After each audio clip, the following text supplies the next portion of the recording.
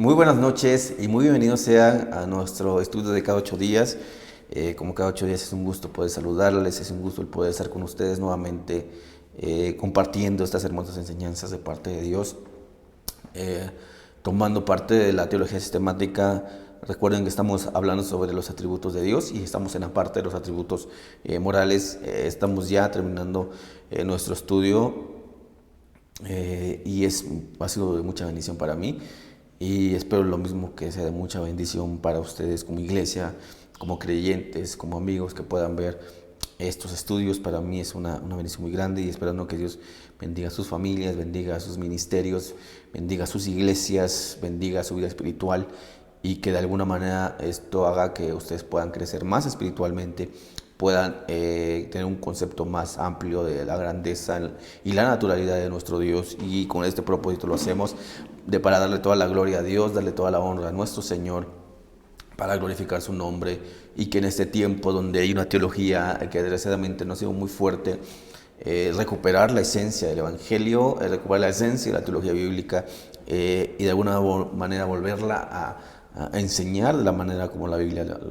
desea que la enseñemos, como Dios desea que se predique, que se enseñe y que se hable.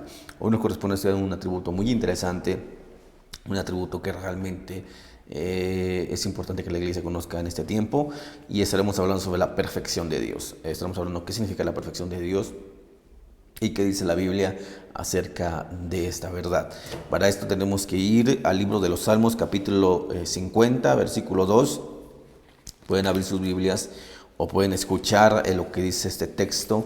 El libro de los Salmos, capítulo 50, versículo 2. Y dice la palabra de la manera siguiente en cuanto a este texto: de Sión, perfección de hermosura, Dios ha resplandecido. Aquí hay unas palabras muy interesantes, un juego de palabras muy interesante. Dice, de Sión, perfección de hermosura, Dios ha resplandecido. Es un salmo que a mí me gusta muchísimo porque entona tres palabras muy importantes que iré desglosando durante estos próximos minutos, de las palabras que se encuentran en este texto, para poder dar un poco más de amplitud en cuanto a esta verdad. Pero para esto primero quisiera yo definir qué es la perfección de Dios, cómo se podría significar o cómo podríamos decir cuando hablamos de la perfección de Dios. Podemos decir que es el grado más elevado posible de excelencia. Lo que es perfecto no carece de nada y no tiene nada que no debería tener. La perfección es plenitud y completud. No le falta nada ni le sobra nada. No se le puede culpar de carencia o de falta de belleza. Para esto tendríamos que tratar de definir a Dios en cuanto a la perfección, ¿no? Esto es una forma quizás de tratar de significar o de expresar la perfección de Dios, pero no es la manera quizás más acertada que podríamos hacerlo. Es, por ejemplo, supongamos que una madre da a luz a un bebé. Lo primero que se preocupa tanto el doctor como la madre es que el bebé haya nacido bien. Lo primero que hacen es que el niño venga con 2 pies, con 2 piernas, con 2 brazos, con 2 ojos, con una cabeza completa que esté funcionando, que tenga un labio, que tenga nariz para respirar. Y cuando tanto la madre o el doctor pueden ver que el bebé ha nacido bien, entonces ambos podrían decir, es un bebé perfectamente sano. Y dan gracias a Dios, o deberíamos dar gracias a Dios por ello, ¿no? Esta es una forma, de alguna manera, de significar la perfección en la vida humana.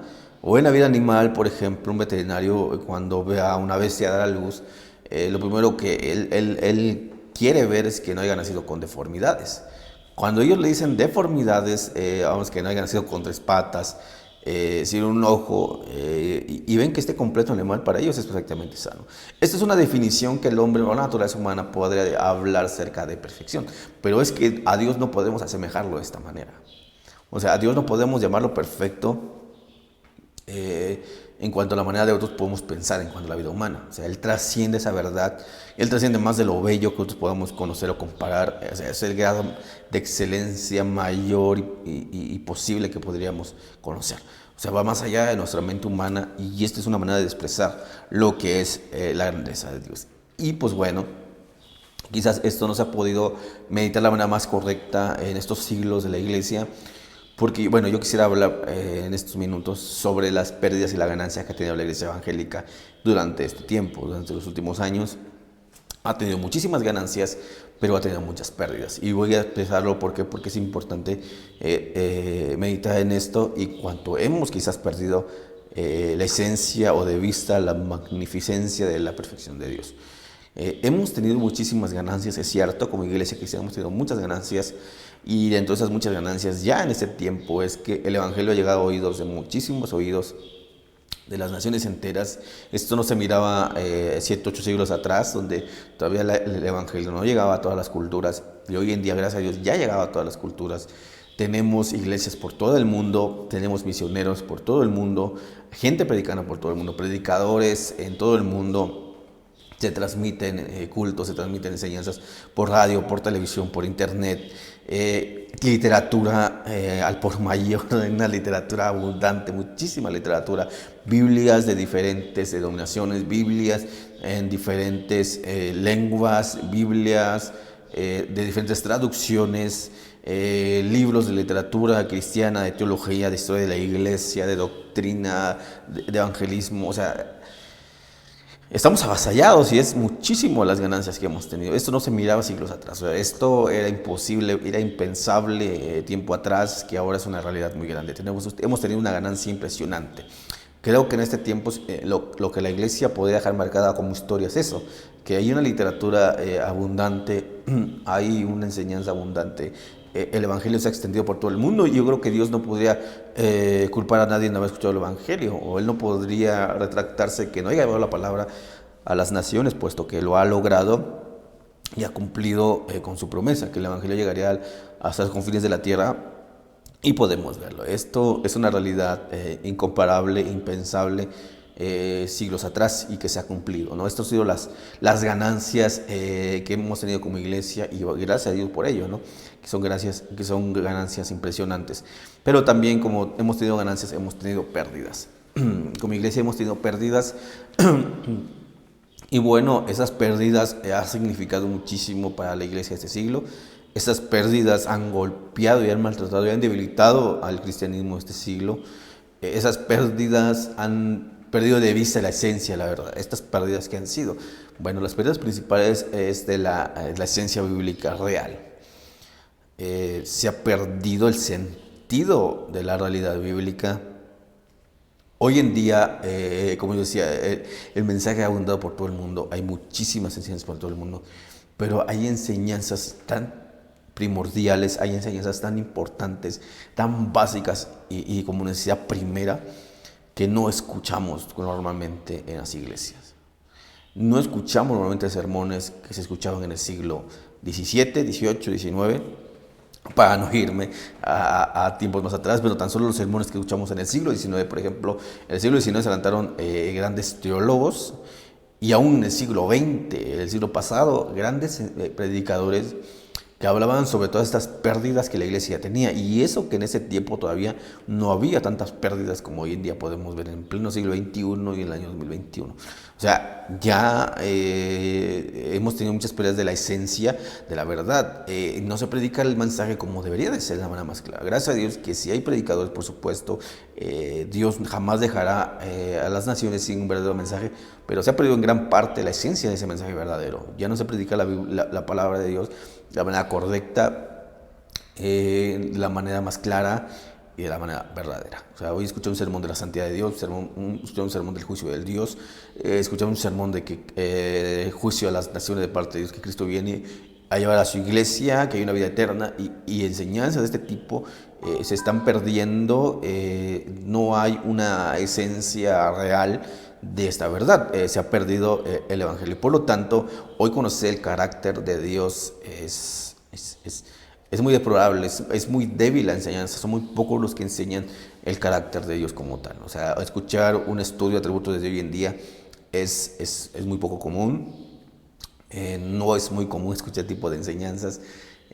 Cuando el siglo pasado había un montón de libros, por decir tan solo un ejemplo, hay libros del siglo pasado que están descatalogados, y hoy en día hay muchas publicaciones de libros que la verdad yo no compraría, libros que no tienen muchísima aportación, mucho valor cristiano o eterno, y que libros en el siglo pasado, del siglo XVII, XVIII, que todavía podemos encontrar, pero es muy difícil encontrarlos, que contienen una esencia de un mensaje muy valioso. Y para mí son tesoros encontrar ese tipo de libros, porque eran enseñanzas con una utilidad, una esencia, una espiritualidad y una conservación de la verdad bíblica impresionante. Hoy en día encontrar eso en la literatura contemporánea es un poco complicado. Entonces sí hemos tenido muchas ganancias, pero también hemos tenido muchas pérdidas. Y este ha sido el problema. Cuando analizamos la perfección de Dios, no hemos analizado la perfección de Dios de la manera más clara, de la manera más correcta, porque hemos perdido de vista la verdad de la perfección de Dios. No hemos fijado nuestra mirada en este carácter, esta esencia, en la magnitud, en la infinitud, en la completud, en la belleza y en la gloria majestuosa de ese Dios perfecto. Quizás hemos perdido de vista y quizás nunca habíamos escuchado un sermón como tal, o no hemos quizás meditado de la manera más clara como lo hacía Anselmo. Y te voy a citar a Anselmo. ¿Cómo es que la perfección de Dios puede llegar a convivir con hombres caídos, con hombres que no tenían ninguna esperanza, ¿no? Hombres que habían pecado en contra de ese Dios perfecto, que estaban enjuiciados y estaban sentenciados a morir? Entonces realmente creo que esto es impresionante, ¿no? Y para esto, pues bueno, quisiera seguir meditando sobre este texto del Salmo 52 y lo voy a leer nuevamente. Dice: de Sión, perfección de hermosura, Dios ha resplandecido. Aquí hay tres palabras importantes. La primera que yo encuentro es Sión, la siguiente es hermosura, y la última, es Sión, perfección y hermosura, y por último encontramos Dios. O sea, aquí hay cuatro palabras importantes: Sión, perfección, hermosura y Dios. O sea, aquí hay cuatro palabras bien importantes que yo quisiera meditar en ellos en los próximos minutos. Hermosura, que de alguna manera podemos significarla como belleza, y esto de la belleza de Dios, por ustedes no sabían, es otro atributo. La belleza de Dios, la hermosura o belleza de Dios es otro atributo. Nadie es más bello, nadie es más hermoso, nadie tiene una hermosura perfecta más que Dios. Para esto yo quisiera citar el Salmo 27, versículo 4. Salmo 27, versículo 4, dice: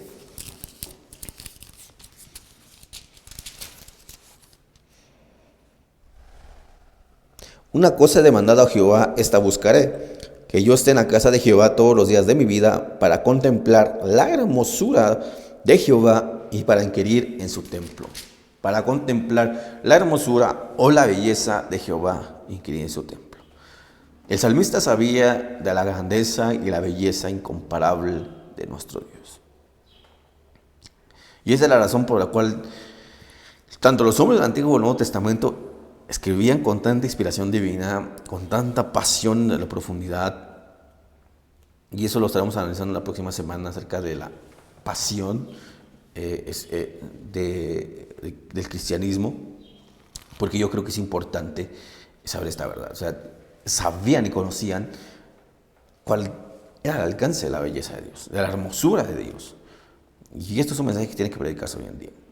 Que esto no tiene que ver de una manera muy clara quizás con el amor de Dios. Una cosa es el amor de Dios y otra cosa es la belleza y la hermosura de Dios. Estas son cosas totalmente distintas.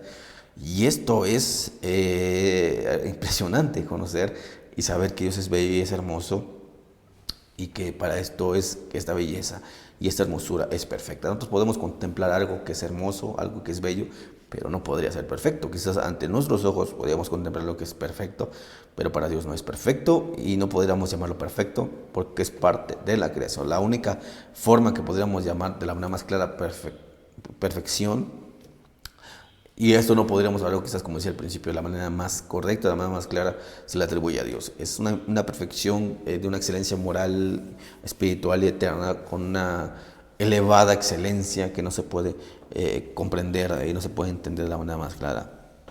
Y para esto, bueno, el salmista decía que Dios es hermoso, y esto él analizaba, quería estar en el templo para contemplar ese grado de belleza incomparable. Esta es la primera palabra que encontramos en el texto del capítulo 50, versículo 2, la hermosura de Dios.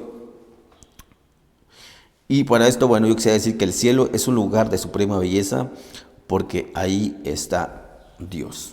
O sea, donde esté Dios, automáticamente, y quizás esta palabra no sea correcta automáticamente, pero ese lugar de inmediato se convierte en algo hermoso, porque Dios está ahí.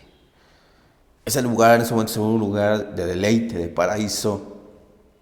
Y es que esto era también en el Edén. El huerto del Edén no era tanto la belleza del paraíso, no era tanto, hemos puesto atención en quizás que era hermoso el paraíso, que era bello el paraíso. El huerto del Edén era hermoso porque había un huerto totalmente hermoso. Hoy en día podemos ver huertos totalmente hermosos también. Claro que no se comparan con el Edén, pero es que este huerto no lo hacía bello tanto porque fue el primer paraíso o el primer huerto, sino simplemente este lugar era tan hermoso y tan bello porque Dios estaba ahí. Si ustedes leen el libro de Génesis, en los primeros capítulos, dice la Biblia que Dios se movía y se paseaba con Adán y Eva. O sea, se paseaba con Adán y Eva, platicaban, convivían, literalmente, Él estaba con ellos. Y esto hacía que el lugar fuera hermoso y fuera bello. Entonces, todo el lugar en el cual esté Dios, y por eso que este mundo se ha pintado de tonos tristes, de tonos terribles, y podemos contemplar de una manera el cielo y el infierno en este mundo. O sea, porque podemos ver las maneras más atroces que puede existir en esta vida y las maneras más hermosas. Y nosotros quizás en la experiencia hemos experimentado o hemos visto de las dos cosas, cosas tan hermosas y cosas escalofriantes, cosas terribles, porque de alguna manera Dios ya no habita literalmente en este mundo. Dios se tuvo que ir por causa de que el hombre había pecado. Y aún así Dios se digna a visitarnos y gracias a Dios por ello. Pero es que Él en el huerto, Él literalmente habitaba en el huerto. Y esto hacía que el lugar fuera hermoso. No era el huerto, era la presencia de Dios.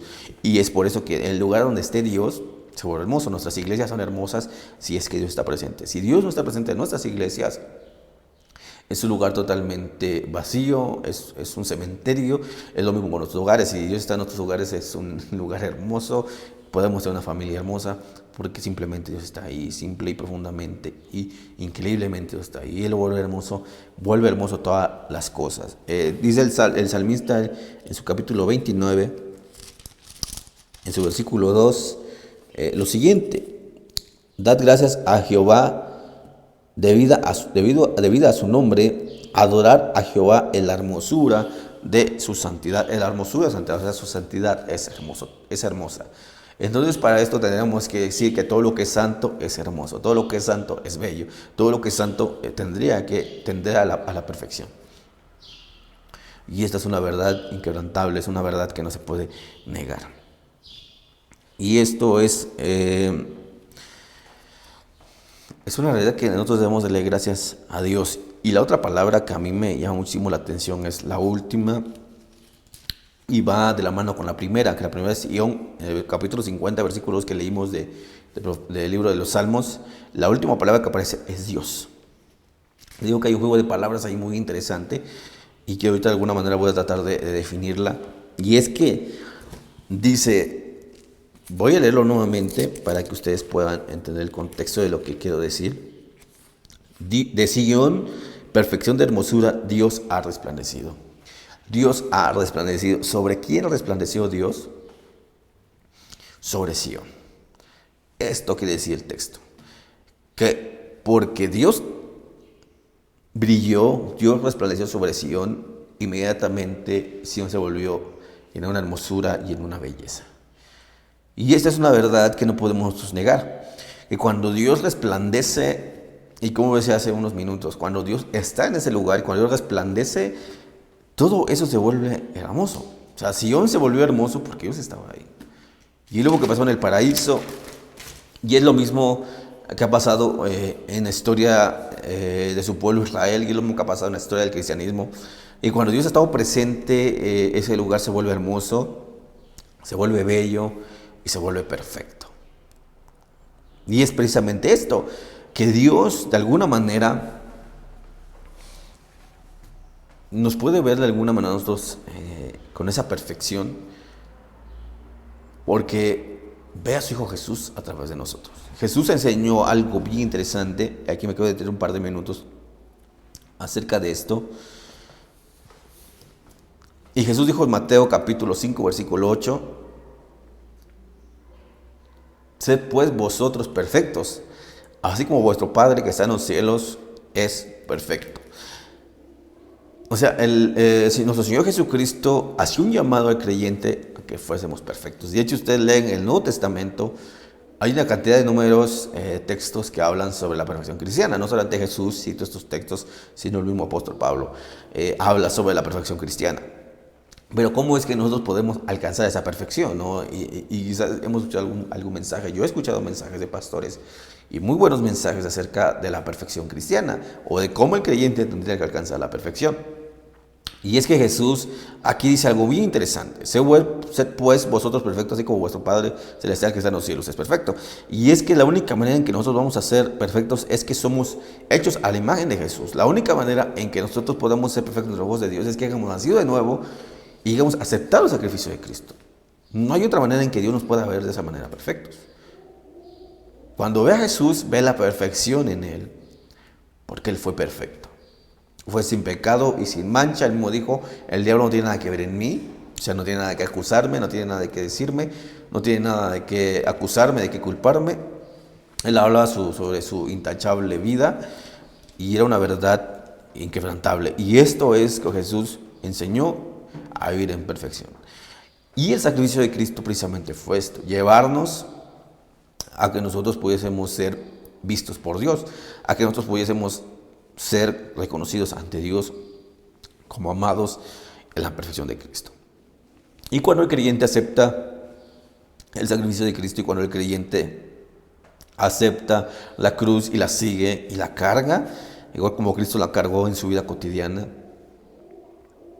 fuimos creados a la imagen de Jesús. Y esto lo dice el apóstol Pablo en una doctrina cristiana totalmente clara y verdadera y tremenda, acerca de cómo nosotros podemos ser justificados y cómo nosotros fuimos lavados con la sangre del Cordero, y por medio de su sangre, por medio del sacrificio y por medio de su expiación es que Dios nos puede ver y puede ver a Jesús en nosotros, y de esta manera nosotros hemos sido perfeccionados por el sacrificio de Cristo. Esto no quiere decir que nosotros no tengamos algún mérito que tengamos que hacer, esto no quiere decir que nosotros no tengamos que esforzarnos, esto no quiere decir que nosotros no tengamos que hacer lo que nos corresponde hacer, lo que el Señor nos mandó que fuésemos a hacer y lo hiciésemos. Esto es algo también que como creyentes tenemos que hacer, guardarnos sin mancha, seguir el cristianismo de la manera más correcta y tantas verdades que ya conocemos como creyentes o que hemos escuchado. Pero es que esto fue lo que Jesús enseñó, que nosotros fuésemos perfectos, así como vuestro Padre, pero la única manera que podíamos hacerlo era por medio del sacrificio. La invitación que hace Jesús aquí es reconocer su sacrificio y reconocerlo como nuestro único y suficiente Salvador. Entonces es la única manera, y cuando Dios resplandece sobre nosotros, es que Dios nos hace perfectos. Cuando Dios habita en nosotros, nos aparta de todo lo que es lo terrible, lo horrible, y esto hace que podamos habitar en su hermosura y en su santidad. Todo lo que es hermoso y todo lo que es bello es santo. O sea, ustedes pueden ver las calumnias, pueden ver las atrocidades, pueden ver las iniquidades, pueden ver las injusticias, pueden ver, y a nuestros ojos es algo terrible. Imagínense, ante los ojos de Dios es aún más repugnante. Y entonces todo lo bueno, todo lo bello que pueda existir en esta vida es santo. Y es que es una verdad. Y esto es lo que nos hace cristianos felices. Yo lo llamaría de esta manera, de cristianos felices. Es de cuando nosotros disfrutamos de la presencia de Dios, cuando nosotros disfrutamos de que Dios está en nosotros y nos guardamos para Él y vivimos para Él. Es que realmente estamos viviendo una vida plena y estamos disfrutando de lo que al hombre debería hacerlo feliz. Lo que al hombre lo satisface, hablando espiritualmente, moralmente, lo que el hombre podría conocer como bello. O sea, lo más bello que pueda existir lo ha conocido el cristianismo. Lo más bello que se pueda disfrutar lo ha disfrutado el cristianismo, porque ha disfrutado de lo hermoso, de lo que es puro y de lo que es santo. Y es por eso que esto no lo entienden las naciones y no lo entienden otras mentes, porque el cristianismo se piensa que es aburrido, se piensa que no tiene sentido la vida, cuando ha sido todo lo contrario, ¿no? El mundo, darle gusto a la carne, esto no quiere decir que tengas una felicidad o una satisfacción total en el alma o en el corazón, sino simplemente te lleva al vacío, a la soledad, y es un momento solamente de disfrute, pero al final de los días es amargura, como decía el sabio Salomón en los últimos años de su vejez, el libro de Eclesiastés, y él hacía un análisis sobre esto, sobre su juventud, diciendo el hombre más sabio sobre la tierra. Al final de sus días dijo, creo que cometí muchos errores, y creo que la única manera en que podemos disfrutar de la belleza y la plenitud de lo que es la vida cristiana es guardándonos y disfrutando de todo lo que es bello y de lo que es santo. Esta es la perfección de Dios, que Dios ha resplandecido sobre nosotros, que Dios es puro, que no hay nada que le sobre, no hay nada que le falte. Y es que esto es una verdad que no podemos negar. O sea, no podemos de otra manera definir a Dios. No hay palabras correctas, no hay palabras que podamos encontrar para poder tratar de definir a Dios, tratar de definir su perfección. Y simplemente tratamos de dar una enseñanza de la aproximación más posible de lo que es Dios en perfección. Creo que Dios es algo que no podremos conocer en esta vida como tal, pero si nosotros ponemos en práctica lo que hemos conocido y lo que ahora conocemos en cuanto a la perfección de Dios, creo que vamos a poder llegar a una vida mucha más amplia, mucha más plena como creyentes, y disfrutemos de esa perfección. Demos gracias a Dios porque realmente esa perfección nadie la puede lograr más que nuestro Dios. Las otras deidades que dan las naciones, las otras deidades que tienen como dioses las gentes, pues no han alcanzado ni un mínimo alcance de esa perfección. Dios es perfecto y esto es un motivo tan profundo de darle gracia. Este es un motivo muy profundo para adorarle, para asombrarnos de ese carácter natural, de esa belleza natural. Y esto quiere decir que Dios jamás se va a equivocar. Esto quiere decir que Dios jamás se tiene que retractar. Y esto quiere decir que Dios jamás cometerá algún error porque es perfecto, es preciso. No hay cabida de error en Él. No hay fallas en Él. No hay cambios de temperamento en Él. En su perfección están todos los atributos en una sintonía perfecta, y la palabra sintonía tampoco entraría en el carácter de Dios, pero es una manera tratable de poder expresar lo que es la perfección de Dios. Creo que esto es un motivo de poder darle gloria y honra a nuestro amado Salvador.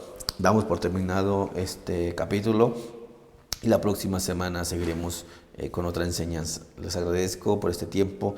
Doy gracias a Dios por la vida que dan ustedes, que se da el tiempo de reunirse, de conectarse, y que el Señor los bendiga a cada uno de ustedes y a su familia.